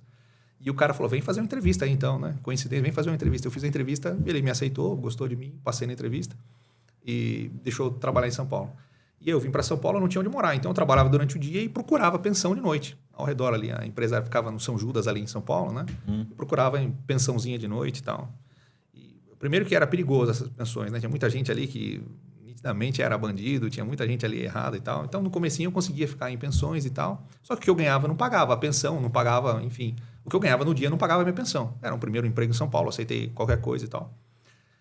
Então eu trabalhava durante o dia e procurava onde dormir de noite. Acabou meu dinheiro. Eu recebia R$400, eu recebia R$800. Eu recebia 400 a cada 15 dias. Então acabou meu dinheiro, o dinheiro que eu trouxe e tal. E agora eu vou para onde, né? Então eu ficava na rodoviária. Eu já estava acostumado com a rodoviária, porque no ano anterior, quando eu ainda fazia faculdade lá em Taubaté, eu vinha para São Paulo fazer um curso na SAE, a Sociedade de Engenharia Automotiva. Então eu via de sexta-feira, eu mudei, olha...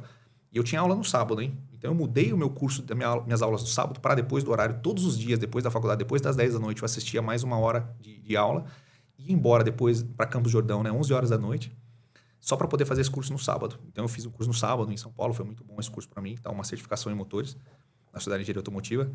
E aí eu, pulando para frente lá, quando eu vim para São Paulo a primeira vez, eu estava acostumado a ficar na rodoviária, porque eu vinha para São Paulo nesse outro curso e eu não tinha dinheiro para dormir em hotel também. Então eu ficava na rodoviária acordado até o dia seguinte. Só que eu chegava à meia-noite, né, 1h da manhã em São Paulo e ficava até às 8 da manhã no dia seguinte. Então era tranquilo. Mas eu achei que dava para fazer isso também trabalhando, né? Então quando eu trabalhava em São Paulo, morava aqui já, trabalhava e ia na rodoviária dormir de noite. Ficava lá no Tietê. Antigamente podia dormir. Hoje você não pode dormir. Hoje segurança te tira de lá. Hoje eu sei que segurança não Tentou recentemente. Me disseram. Eu falei, dorme na rodoviária. Eu falei para um aluno, dorme na rodoviária. Ele falou, não, hoje segurança não deixa mais. Naquela época deixava. Então podia dormir lá. Não era lá embaixo, era lá em cima, nos bancos mesmo. Eu dormia lá em cima. Pagava o banheiro para tomar banho. Eu pagava R$10 para tomar banho no banheiro lá. E lavava a minha cueca lá no lavador de mão, lavava a minha roupa lá no lavador de mão, deixei a minha mala no emprego, na empresa. O patrão ficava lá com a minha mala, com os livros, umas apostilas, um notebook lá. E eu dormia na rodoviária. Passei por 2 meses, assim, mais ou menos, nesse período aí. Desenvolvi peguei uma perreba por ficar usando a cueca úmida, né? Então eu molhava a cueca lá, usava a cueca úmida, imagina. Tá achando que é só... Hoje eu conto isso né? de maneira tranquila e tal, né? Mas na época, poxa, isso aí pra mim era uma vergonha, né? Depois eu fui trabalhar em outras empresas, por exemplo, e, poxa, eu não usava bermuda, não podia ir pra praia, né? Com a virilha toda zoada, tipo, coisa de, como é que chama? De jogador de futebol, esportista, né? Não fala essas coisas aí. Chato. Não era chato, mas era tipo como é que chama? Coisa de jogador de futebol, né? Os caras têm isso aí, né? Por usar roupa úmida, né? Enfim. Então é difícil. E depois tinha que chegar na empresa, trabalhar bem, produzir bem e tal. Então era difícil toda essa tipo micose, né? Uma micose, exatamente, uma micose. E, cara, eu pesava 60 quilos, eu tenho 86, eu pesava 60 quilos. Usava calça tamanho 36. E era difícil encontrar calça tamanho 36 que desse na minha altura. Sim. Então a dificuldade era ficava canela. Ficava na canela. Aí na segunda empresa, quando eu fui trabalhar, eu já consegui um emprego melhor. Procurei na internet. Não tinha internet. Olha como é que eu encontrei um espaço. É interessante contar aqui para vocês, né? Então, quando eu desisti, eu estava na rodoviária, eu ficava pensando, putz, meu pai estava certo, a vida não é fácil, não adiantava nada eu ter ganhado as premiações lá, a Olimpíada de Matemática. Você não vale nada, isso aí não garante nada na sua vida, ser inteligente não garante nada, tal, a vida é difícil e tal. E sempre muito duro, meu pai é pesado, pesava mesmo na minha cabeça, né? Então, desde sempre, a vida toda. Então, Eu falava, poxa vida, meu pai estava certo, eu acho que eu não vou conseguir ser nada mesmo, né? Já aceitando, mas não queria voltar para casa dos meus pais, é muita humilhação, né? Então, mas quando eu desisti, eu cheguei e falei, não, agora chega e tal. Meu pai falou assim, não, fica na casa de um amigo meu, que é delegado em São Paulo, delegado de Polícia Civil em São Paulo, é Abraão José Kfouri, um cara muito bom, muito honrado, né? Um senhor honrado. Me deixou ficar na casa dele no final de semana, e eu falei, eu vou chegar no meu patrão na segunda-feira. Eu falei pro meu pai dele, falei, pai, eu vou voltar embora, você me deixa, eu errei mesmo, não deu certo, São Paulo não é para mim, não consegui vencer na vida e tal, né? Não deu certo e tal. Ele falou, não, vai lá, fica na casa dele lá, na segunda... Você falou pro seu patrão que você ia embora? Eu falei, não. Eu falei, então como é que você vai voltar embora sem dar satisfação pro seu patrão? Seja homem, assuma seu compromisso, vai lá e fala pro seu patrão que segunda-feira aperta a mão dele, agradece a oportunidade e volta embora, né? Daí fui lá, fiquei na casa desse amigo dele, dormi o final de semana, triste, né, mal e tal, não sei o quê, desistindo da vida, né, desistindo de São Paulo, né, pô, não deu certo. Mas cheguei na empresa, meu patrão falou assim, olha, antes de você entrar para trabalhar, vai aqui no bairro, aqui atrás, aqui. Eu tava namorando, passeando com a namorada no final de semana, caminhando com a namorada, e vi uma plaquinha de aluga-se quarto. E pela aparência, eu achei que cabe no seu orçamento. Vai lá, corre lá, que esses quarto vago assim, aluga rápido, né? Em São Paulo, quarto vago, só um quarto, corre lá. Eu corri lá, a senhorinha falou... Não, antes de sair da casa desse senhor ainda, na hora que eu desci o apartamento dele, o segurança falou assim, olha, o doutor pediu pra você subir lá em cima de novo, que ele quer falar com você. Eu saí cedinho, né? Pra não acordar ele, senhor, idoso já. Voltei lá, ele falou assim, olha, tá dando meu coração aqui de eu te dar esse dinheiro. Me deu R$600. E ele é maçom, sabe? Dizem que o dinheiro de maçom é abençoado. Que pelo menos na minha vida mudou toda a minha história da minha vida, né? Não sei, né? Diz que é... E ele pegou e me deu os R$600 e falou assim, olha, esse dinheiro aqui vai lá. Eu cheguei no trabalho, meu patrão me falou isso, eu cheguei lá na mulher, né? A mulher falou assim, sim, o quarto tá alugado, tá para alugar, sim, tá vago para alugar. Eu falei, e como é que eu faço, né? Porque em São Paulo, primeiro, todos os lugares que eu procurava para alugar, primeiro eu falei, você passou 3 meses de experiência do trabalho? Se não passou 3 meses, como é que eu vou alugar para você? Eu não tenho certeza se você vai ficar mais 3 meses aqui, eu perco. Né, exatamente, ali. Então... Daí eu cheguei nesse lugar, ela não pediu nada. Ela falou, não, eu só vou pedir um calção pra você de R$600. Exatamente a grana que o cara me deu. Exatamente. Vê, aquele negócio de coincidência de... Pra mim é obra de Deus, né? Eu acredito em Deus. Pra mim é obra de Deus com certeza, né? Aí entreguei pra ela. Ela falou, quando você faz sua mudança? Eu com a mochila nas costas. Eu falei, eu só tenho isso, né? E entrei pro quartinho. Era um quartinho, um porão, uma casa. Essa casa era do Roger, do Traje a Rigor, que inclusive é um membro da Mensa. É da Mensa, né? Da Mensa. Eu não conheço ele lá na Mensa, não tive contato com ele. Os membros mais antigos devem ter contato com ele, eu não tenho. Mas eu morei na casa dele, no porão da casa dele. Eu sei que é o porão da casa dele. A senhora é uma administradora, parece. E um dos colegas dele que trabalhou com ele, conheceu ele na juventude e tudo mais, me mostrou, olha, o Roger que pichou essa parede, tá escrito assim, ele que pichou aí, ele ficava aqui, ele tinha um Escort XR3 amarelo. E esse cara era um cameraman. Esse rapaz que eu conheci era o Ney ainda, o nome dele. Eu me lembro, enfim, lembro de mais uma coisa disso para a gente tem uma memória boa, né? Então, o Ney, ele tinha, inclusive, uma característica que o palíndromo, né? Ele lia e falava palavras ao contrário com facilidade, sabe? Então, tipo, você falava uma palavra, ele falava a palavra ao contrário para você na mesma hora. Qualquer palavra. Sim. Ele falava com som certinho e falava os acentos, tudo corretamente. Tipo, arara. Ele falava exatamente isso. Né? Ele falava, mais fácil é essa. Então, eu conheci ele lá e tal. Enfim, daí... Só que eu mudei nessa casinha, nesse coisinha, né? Tinha, acho que 3 metros por 2,5 por 2 de altura. Eu tenho 1,85. Então, eu bati a cabeça na luminária. Para passar na luminária, eu tinha que abaixar a cabeça. Em um banheirinho só. E era o porão da casa, bem úmido mesmo, né? E aí não tinha onde dormir, cara. A primeira noite, vou dormir como, né? Eu estiquei as minhas roupas lá e dormi por cima da roupa, né? No segundo dia, meu patrão me deu um colchão a ar, sabe? Então, começou assim a minha história ali de... Melhorou, você não desistiu. Não, não desisti. Mas começou assim a historinha... E hoje você está em São Paulo? Não, estou em São José dos Campos. São José dos Campos. Sua empresa fica lá? Eu tenho uma pequena produção, um laboratório de motores, máquina CNC, eu produzo peças tailor-made para motores de competição. Eu atendo agora bastante geradores a biogás, então também está uma onda grande de desenvolvimento agora de motores a biogás, né? Os clientes também desenvolvem muito isso, eu projeto peças e faço otimização dessas. E você falou de motor de competição, mas de que tipo de... Várias categorias. Então, nesse inteirinho aí, eu saí dessa primeira empresa, eu procurei na internet a melhor oficina, a oficina mais renomada, o lugar mais, né, de São Paulo. Achei a Frison. Você conhece a Frison Automotive? Eu conheço. Então, eu trabalhei na Frison, fui consultor técnico da Frison. Então, passei na entrevista com o chefe lá, com o Marco, né, ele falou assim, quanto você está ganhando hoje? Como é que você mora? Tal, quer saber da minha vida, né? Eu falei, eu ganho R$800 e tal, não sei o quê. Ele falou, quem paga as suas contas? Daí eu falei, bem duro para ele, eu falei, eu pago R$600 de aluguel, e almoço no meu emprego, janto uma coxinha, janto esfirra do Habib's, que eu vivia de esfirra do Habib's. Na época era barato. Era 50 centavos, acho que... hoje não é mais, hein? 35 centavos. R$2 agora, né? Mas eu vivia de esfirra do Habib's. Eu falei, eu vivo de esfirra do Habib's, gasto um dinheiro na internet, porque eu ainda não parei de pesquisar, estudar, trabalhar, né? Então gasto um dinheiro na internet. Foi assim que eu encontrei a empresa aqui, a vaga de emprego e tal. tá bom. Eu passei na entrevista com ele, passei na entrevista com o gerente técnico falou assim, Luiz, onde você quer trabalhar aqui, o que você quer fazer? Daí, tipo assim, ele me colocou numa posição, né? Daí eu falei, eu quero ser o consultor. Então lá, o consultor técnico diagnostica o problema, o mecânico troca a peça e segue adiante na linha de produção. Não é uma linha de produção de mecânica, né? De oficina. Só que daí não era... Enfim, no primeiro dia, por exemplo, olha a pressão, né? O primeiro dia ele falou, o primeiro carro que você vai trabalhar tá aqui, essa aqui é a ordem de serviço, era uma Ferrari Califórnia, importação independente do Nelson Piquet. Eu pego Ele não falou que era, ele falou, esse primeiro carro, seu primeiro dia, isso aqui. Aí primeiro de dia. tremer, né? Eu tinha 19 anos. Ele me deu a ordem de serviço e falou, esse aqui é o primeiro carro que você vai trabalhar, tá aqui e tal. Eu peguei a ordem de serviço, vou ler o nome do cliente, Nelson Piquet. Era uma Ferrari de importação independente da esposa do Piquet. Falha no motor e tudo mais. Você não é especialista em motor, já tinha feito curso de motor, trabalhava a vida toda com motor, né? Quando eu entrei na faculdade, eu fui finalista da FEBRACE, a Feira Brasileira de Ciência e Engenharia. Eu escrevi esse mesmo projeto na FEBRACE para iniciação científica na faculdade. Então, eu tinha experiência com motor. Eu trabalhei em concessionária, enfim. Nessa oficina que eu trabalhava, fazia preparação de motores. Enfim, a minha área era motores. Se eu olhasse meu currículo, era motores. Fiz todo tipo de curso, de correspondência, enfim. Então, eu falei, você não é o cara de motores? Então, o primeiro trabalho é esse aí. Então, tremia. Né? E aí ele também me falou assim, quanto você quer receber? Eu falei, eu tô ganhando 800, acho que eu vou pedir o dobro, né? Eu pedi R$1.500. Ele falou assim, olha, eu vou te pagar, olha, aprenda uma coisa, eu vou te pagar esse valor que foi o que você se avaliou. No primeiro vez eu vou pagar o que você pediu, mas nem a empregada que trabalha aqui recebe isso. Nem a moça que limpa a faxina recebe isso aqui, mas é o que você pediu, é o que você se avaliou, aprenda essa lição. Né? No primeiro mês ele me pagou isso, aí depois ele me corrigiu, né? E na época eu pagava em dinheiro ainda, cara, eu ia embora com um esforço, né? Um bolo de dinheiro na calça, assim, cara, putz, chorando no ônibus, né? Poxa vida, quanto dinheiro, meu Deus, né, então foi muito bom, uma experiência boa. Só que depois de um tempo, de novo, aquele negócio o que todo mundo falou. Meu pai falou, não acredito que você vai fazer isso, você vai sair da empresa. Eu queria sair da empresa porque eu não aguentava mais ficar trocando peça e consertando peça de multimilionário. Eu não faço engenharia, eu quero fazer engenharia para poder projetar. Eu quero criar minhas coisas. Eu tô nessa para criar, não para ficar trocando peça a vida toda, né? Não para ficar consertando coisa, não é isso que eu quero. E aí eu saí de lá para ser gerente de uma outra oficina que tinha um carro de corrida, o proprietário tinha um carro de corrida. Eu falei, então, né? Ele falou, você vai alterar o nosso motor e eu vou competir no Interlagos e a gente vai ver as alterações, vai ver os benefícios. Eu falei, aí sim, já é algo científico, já é uma coisa...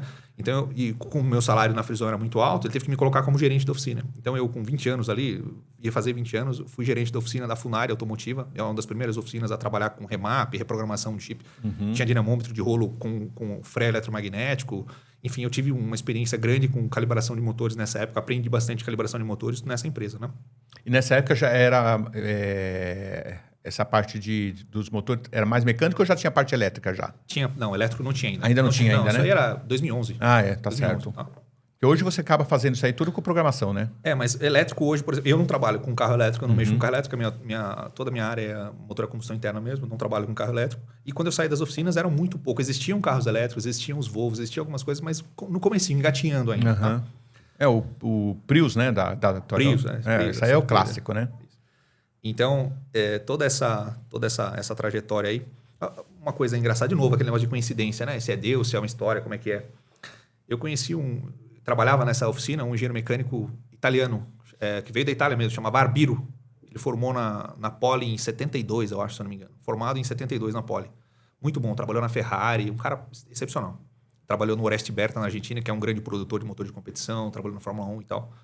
E esse cara falou assim, Luiz, você parece um perfil de um cara que namora uma menina do lado da oficina aqui, ó. De vez em quando ele vem, mas agora ele trabalha na Mali, né? E agora ele tá na Cosworth, ele tá fazendo um serviço na Cosworth, tá fora do Brasil, né? Tá na Inglaterra, na Cosworth. Você devia conhecer esse cara, que ele também é um cara igual você, que conhece a parte mecânica, mas que é da simulação de computadores e tudo mais, né? Eu sempre mexi com isso, né? Mais tecnológico e tal, né? Daí eu falei, legal, tal. Ouvi falar desse cara. Ele falou, esse cara é muito bom, um cara que você tem que conhecer. Legal, e aquilo ficou na minha memória, né?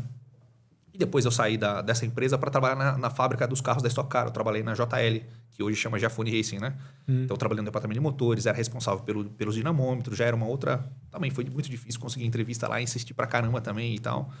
A mesma coisa, tudo parece fácil quando a gente conta a história. Trabalhei aqui, trabalhei ali, mas, poxa, foi difícil pra caramba. Também tive que dormir no ponto de ônibus lá, porque eu fui num dia... Falei, eles não estão me atendendo, não recebem meu currículo. Não é possível, meu currículo é bom, não é possível que eles não me dão a oportunidade de fazer uma entrevista. Daí eu fui lá. Eu cheguei lá no dia, fica em Cotia, né? Fica na Granja Viana, a JL lá, no final do cartódromo lá. Eu cheguei lá, era feriado em Cotia. Eu falei, putz, não acredito, justo no dia que era. Mas amanhã tá aberto. Daí eu fiquei dormindo lá. Falei, não vou voltar pra casa, porque voltar pra São Judas, depois vir de novo, tudo de ônibus, cara, né? Eu fiquei lá, falei, não vou ficar aqui. Eu dormi, fiquei na rua. Falei, tô acostumado a dormir em ponto de ônibus. Fiquei no ponto de ônibus. Pro dia seguinte, acordei lá. Pra quem dormir rodoviário, o que é um ponto de ônibus? Exatamente. Caraca, Daí eu bati lá na portaria, lá tem um zelador, né? Daí o zelador lá, o Miguel, seu Miguel. Não pode entrar, não sei o que, não pode entrar. Então liga pro moço do RH, que eu já mandava e-mail direto, ligava pra ela, chama a Ana, né? Daí ele ligou do interfone da portaria pra Ana, eu falei, Ana, eu sou o Luiz Gustavo, eu falo com você por e-mail. Tá? Não acredito que você tá aqui. Pô, eu tô te dizendo que eu quero trabalhar aqui com vocês e eu tenho um bom currículo e tudo mais. O que eu faço é muito bom pra vocês, é útil pra vocês. Tudo que eu sei é o que vocês fazem aí dentro e eu sei, né, com propriedade e tal. Não acredito, tal. Daí ela passou o telefone pro coordenador de engenharia e o cara falou, então vem tal dia fazer uma entrevista aqui. Aí tá bom, eu voltei pra casa, já tinha uma data marcada. Pra dormir 3 dias lá, né? Aí eu fiz a entrevista com eles. Na entrevista, inclusive, esse negócio, né? Eu achei que a entrevista, que eles estavam fazendo, tipo, teste comigo, tipo, pegadinha, sabe? O cara tava me entregando, o coordenador de engenharia e o cara que ia ser o meu supervisor, meu superior direto, né? O primeiro, para quem eu responderia, meu chefe, né? Então ele falou algumas coisas técnicas de engenharia, da parte de calibração, de dinamômetro ali, que eu corrigi. Eu falei, é uma pegadinha, ele tá dizendo para ver se eu vou aceitar, se eu vou, né? E eu corrigi, disse, não sei o quê. Daí o cara insistiu, né? Eu falei, ele quer ver a minha convicção, certo? Ele quer testar a minha convicção, né? Eu tô sendo testado, né? Não, e fui insistir, tal. Daí o coordenador de engenharia falou, não, tá bom, Luiz, a gente já viu, tá certo, tal. Aí depois ele me tirou da sala e falou, Luiz, como é que você vai discutir com um cara que tecnicamente... Eu falei, mas não estava discussão para mim, ele estava me testando. Não, Luiz, não sei o que, não é assim, tal. Ele falou, inclusive, você apontou um problema que a gente está enfrentando. Você disse que ia acontecer, se você fizer assim, vai acontecer isso. E é o problema que nós estamos enfrentando exatamente nesse momento. Daí, tipo assim, poxa vida, né? Como é que eu ia saber, né? Quase ele é mandado embora de ser contratado. Daí ele falou assim, olha, isso foi muito bom, a entrevista e tal. Ele falou, olha, ou você trabalha aqui no Brasil por conhecimento de motores que você tem, ou você trabalha aqui com a gente no Brasil, ou você tem que ir para trabalhar nesse Oeste Berta na Argentina, né? Então, fora isso, é lá a Europa. Não tem lugar para você trabalhar com o que você quer trabalhar com motor de competição e tudo mais, né? Fazendo o que você quer fazer e tal. Ou é a gente, ou é lá na Argentina, não tem outro lugar. Ele falou, mas você passou na entrevista, eu vou te chamar, espera um pouco, que a gente vai comprar alguns equipamentos, uma bancada de fluxo, tinha alguns equipamentos que eles queriam comprar antes de me contratarem lá. Eu falei, é história, eu não vou me chamar nada, porque me deram uma desculpinha, né? Sim. E nada. Aí passou alguns meses, eles me ligaram, Luiz, a gente comprou equipamento, mas está demorando muito para chegar a importação. A gente encontrou um parceiro no Brasil que tem esse equipamento similar. Então você vem e começa a trabalhar usando o equipamento desse nosso parceiro e quando chegar o nosso equipamento, você só faz uma validação. Maravilha. Então eu saí da oficina e fui trabalhar. Estava na Funari, né? Como gerente, saí da Funari e fui trabalhar na JL, nessa fábrica lá. Departamento de motores, né? Outro mundo, né? Já é indústria, já é, né, com softwares autorizados, já não precisa mais daquele negócio de software craqueado e com um computador cheio de desligar a internet para poder usar softwares, enfim, né? Aquele tipo de coisa que empresa pequena e oficinas têm, né? Então, outro mundo, foi muito bacana. E aí apareceu um curso, cara, para eu fazer que esse coordenador de engenharia e o meu supervisor direto iam ministrar na SAE, chamava Engenharia de Competição. Eles me convidaram. E a terceira pessoa que ministrava esse curso era um cara chamado Rafael, que trabalhava na Mali, estava na Cosworth e tinha recém voltado para o Brasil e ia ministrar esse treinamento. Eu falei, é o cara que o Arbiro lá me falou, né? Eu vou lá fazer esse curso com esse pessoal aí. E me inscrevi no curso dele. Então, 2 eram meus supervisores direto, né? E eu ia de carona junto com eles para a SAE, para assistir o curso lá. E depois eu assisti a parte de motores, assisti com esse professor aí. E o professor gostou de mim, ele viu que eu sabia bastante e tal. Ele falou, você é o cara que mais sabe aqui e tal, né? Tipo, bacana. Ele falou assim, ele trabalhava na PSA, daí ele veio pro Brasil e foi trabalhar na Peugeot, na PSA. Ele falou assim, eu sou o coordenador de concepção da PSA hoje e a gente está precisando fazer algumas coisas, medição de motores e tudo mais, e a empresa que você trabalha faz tudo, oferece tudo isso lá, né? Vai fazer alguns serviços. Aí fizemos análise para ele de cabeçote e tudo mais. E ele percebeu que tudo quem fazia era eu. Aí ia falar isso, era eu. Ele falou, pô, Luiz, você tem uma experiência gigante, não é só coisa, mas você tem experiência também. Quando abrir vaga no setor de concepção da PSA, eu vou te chamar. De novo, ele falou, falou que era meu professor, gostou de mim na aula ali. Só para agradar, né? Chamou. Quando abriu a vaga, ele me chamou. Mandou e-mail, Luiz, você lembra que eu te falei que eu ia te chamar? Então, agora abriu a vaga aqui, pode vir fazer entrevista. Aí eu fiz entrevista, eu passei. Então, essa foi a minha história, assim, cheia de coincidências, cheio de... Pra caramba, se fosse para eu escolher as empresas que eu trabalhei, para conhecer as pessoas, ouvir... Como é que eu ia fazer isso aí? Sem dúvida. Então, quando a pessoa fala, não, Luiz, você não sei o que, eu falo, eu nada, eu sou um sortudo. Eu sou um sortudo, eu não sou... Né? Tá no lugar certo. Não, sem dúvida, certa, sem né, dúvida. Sortudo. E essas histórias são importantes porque, além de motivar, faz com que as pessoas acreditem nos seus sonhos, né? Que é muito importante. Né? Enfrentar os desafios, tudo, né? Agora, eu queria fechar, sei que a gente já passou do horário. Sim. Como o cara tem um QI de 160, eu tenho que fazer uma pergunta para ele, né? Faz, aquela, hein? É aquela lá, né? É aquela. Bora. A Terra é redonda ou é plana? A Terra é arredondada. Arredondada. Nós tivemos aqui alguns episódios atrás o Serjão, né? Sim. Você conhece ele, Sérgio Sacana? Conheço, sim. Então, e uma das explosões que ele teve na internet foi justamente porque ele foi debater por que a Terra é redonda junto com os terraplanistas, né? Eu caí nesse erro também. Também, se você for procurar, também você vai me encontrar também. Ah, vai? Desmascarando em debate com eles, o Super Xandão e tudo mais. Essas mesmas pessoas. Eu caí no mesmo erro também. Eu expliquei fisicamente, termodinamicamente, né? Como um especialista em motor. Eu sou Só cuidado especialista em porque ele é terraplanista, tá? É terraplanista. Acho que não, acho que não. Então eu caí as pessoas que não estão dispostas a enxergar a verdade, enfim, eu expliquei o que estava acontecendo no experimento deles ali, que eles aqueciam o ar, diziam que ficava mais leve, tudo tampado. Eu provei que vazava, inclusive descobri informações sobre os recipientes deles ali, mostrei erros sobre os instrumentos que eles estavam usando. Não aceitaram nada das coisas, enfim, continuaram dizendo e disse, não foi discutindo. Eu não fui desprovar que a Terra, porque não é com o experimento deles, eu fui provar o experimento deles errado, né? Então, que mostrei os erros dos experimentos deles. E o Sacani eu quase o conheci pessoalmente. Uma vez o Hindenburg Melão, você conhece? O cara maior QI do Brasil aí registrado. Ele é da minha região, mora em Pindamonhangaba, perto de... E é meu amigo, frequenta a minha casa, foi no meu aniversário e tal. E nos convidou para ir uma vez na casa dele num churrasco que ele ia fazer. Ia ele, ia o Sacani, ia o Renato Amoedo, o 38ão lá do Bitcoin, e algumas outras pessoas. E só fui eu. Todo mundo furou e só fui eu. Aí quase eu conheci o Sérgio, eu achei que ia conhecer. Não, a gente trouxe o Sérgio para um evento nosso e a gente aproveitou e fez um podcast com ele, que inclusive depois se você quiser assistir é muito bacana, né? Com certeza. Já tá no ar. Foi um dos maiores... Legal. Foi uma das maiores audiências nossas aí, porque o cara... E ele é também professor universitário, e ele caiu justamente porque ele estava assistindo um programa lá e os caras defendendo terraplanista, e falou assim, pô, se vocês estão dando chance para quem defende terra plana, tem que dar chance também para quem defende que a Terra é redonda, né? Aí o cara, então vem aí. Pronto. E aí estourou, né? Explodiu. Hoje é a gente fala que é o maior... É um divulgador científico do Brasil hoje. Hoje ele é um divulgador científico de primeira.